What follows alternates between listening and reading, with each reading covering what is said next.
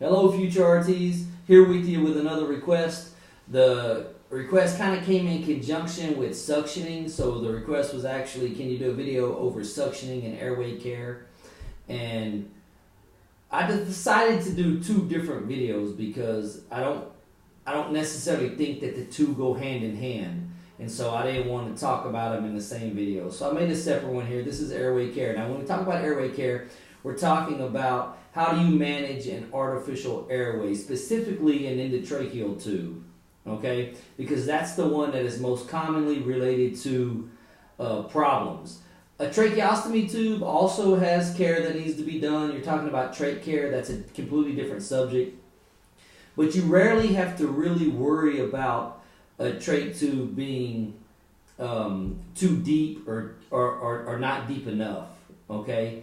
And so when we get in this video, we're going to talk about airway care and the things you need to be monitoring. And I'm going to break it down to you from an ET tube standpoint, which is an endotracheal tube, and or a tracheostomy tube, okay? So the first thing I have here on the board is cuff pressure. Now, cuff pressure relates to any artificial airway that has a cuff. So now we're talking ET tube or tracheostomy tube. And you have to maintain a proper cuff pressure, okay? If the cuff pressure is too low, you can have leaks, you can have aspiration happening.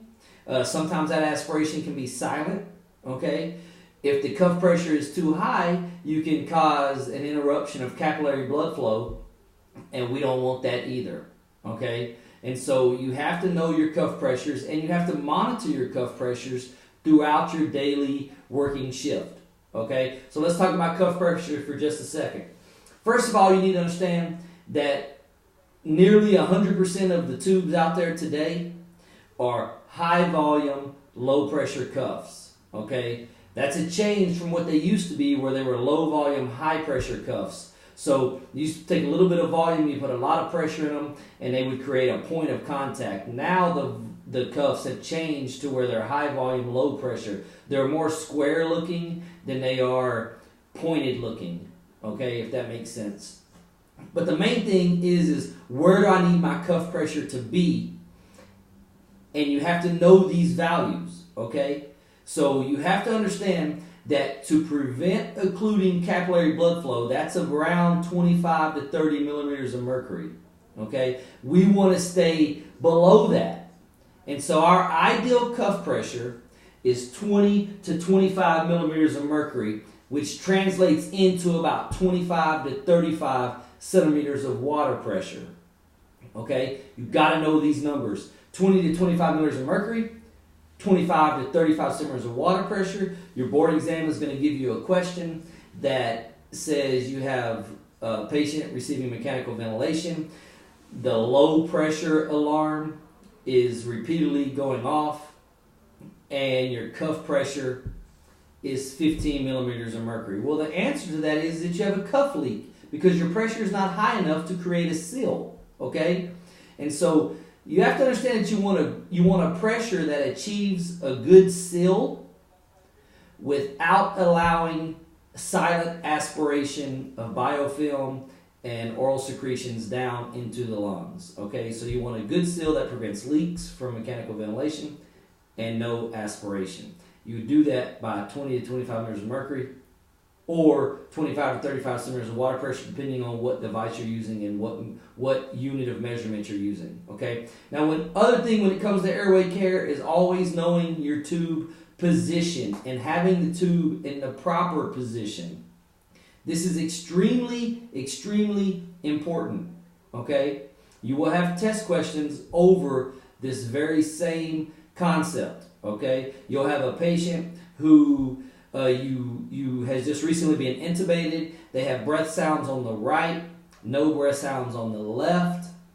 Your peak pressure alarm is going off, and your tube is at the 28 centimeter mark at the teeth. Well, that's a right main stem intubation, and you need to withdraw that tube. But the way you actually measure and assess tube positioning is by looking at a chest x-ray, okay? So Egan's talks about proper tube placement being For men, 21 to 23 centimeter mark at the teeth. For women, they call it 19 to 21 centimeters mark at the teeth. That's the ideal position for men and women. Okay? 21 to 23 for men, 19 to 21 for women. But then it goes on to say that you have to verify this with a chest x-ray. And with the chest x-ray, you look for the distal point of your radiopaque line in conjunction to your carina. And you want that to fall anywhere between 2 and 5 centimeters. Okay? So if you look at your chest x-ray and your endotracheal tube is 1 centimeter above the carina, you need to pull it back at least a centimeter. If you look at your chest x-ray and it's 7 centimeters above the carina, then you need to advance the tube 2 to 3 centimeters, okay, to get within that 2 to 5 centimeter range. This prevents you from accidentally right mainstemming your patient, and it also prevents you from accidentally extubating your patient while turning or other routine patient care. Okay, so 2 to 5 centimeters. Now, if you get really good at chest x-rays, 2 to 5 centimeters usually relates to about the level of T2 to T4, which we're talking about thoracic vertebrae here. T2 to T4 usually falls in the ballpark of 2 to 5 centimeters above the carina. Okay, if you take care of that, verify it with your chest x-ray, and then note your tube placement at your patient's teeth. Don't use the lips because lips swell. Okay, lips swell, and the marking 23 at the lips on swollen lips is different than 23 at the lips when the lips go down. Okay, or if the patient's not swollen and it's 23 at the lips and then their lips swell, then you may have to advance it to stay at 23. That's not a good indicator. You need to be at the teeth. If they don't have teeth, use the gums, because gums and teeth don't swell.